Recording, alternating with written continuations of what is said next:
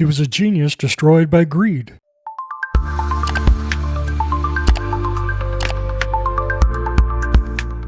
Good afternoon, everybody, and welcome to Hidden History with Frank Strickland. In a world, black and white really, of crackling radios and voices lost in the sea of static, there was a man, an engineer they called him, Edwin Howard Armstrong. He stood before the Institute of Radio Engineers in New York back on November 6, 1935. His paper, A Method of Reducing Radio Disturbance Through Frequency Modulation System. Pretty boring, huh? What a nerd alert! But what he unveiled that day, my friends, is anything but.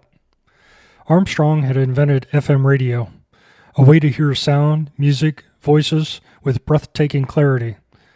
For the very first time, the human voice could dance through the air, unfettered by this hiss and pop that had plagued the airways. Now, Armstrong was no stranger to brilliance. He had already given us the regenerative circuit, the super-heterodyne receiver. In short, he made radio practical. He made it sing. But every breakthrough, every flash of genius, seemed to bring him closer to the crosshairs of giants, AT&T, Westinghouse, and above all, RCA. RCA, a titan, an empire built on AM radio. They had poured fortunes into it, and they weren't about to see it eclipsed, not by some upstart frequency modulation. Armstrong, undaunted, built his own FM network, frequencies between 42 and 49 megahertz, a revolution just beginning to hum. Then came 1945. After heavy lobbying by RCA and probably some bribes, with a stroke of a pen, the FCC reassigned the FM band.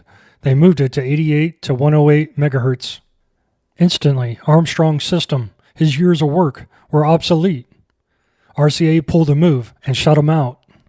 But it got worse, as these stories usually do. The FM stations were shackled. They were restricted to lower power, crippling their reach. RCA, they pivoted. They started to push television instead. And Armstrong, he was dragged through endless lawsuits. His brilliance, his genius, buried under corporate pressure and legal battles that bled him dry. He was exhausted and broken.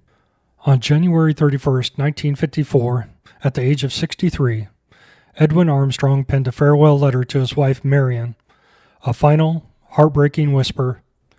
Then he stepped from the 13th floor of his New York apartment. But listen the next time you get in a car and you're driving down the highway. Every time we tune into FM, every clear note of a song, the clean tone of the human voice, without static, that was Armstrong's gift. He gave us silence between the noise. History may have tried to silence him, but his invention still speaks for him. Like, I don't know anything about these letters asking for love advice. I mean, if I knew anything about love, I would be out there making it instead of sitting in here talking to you guys.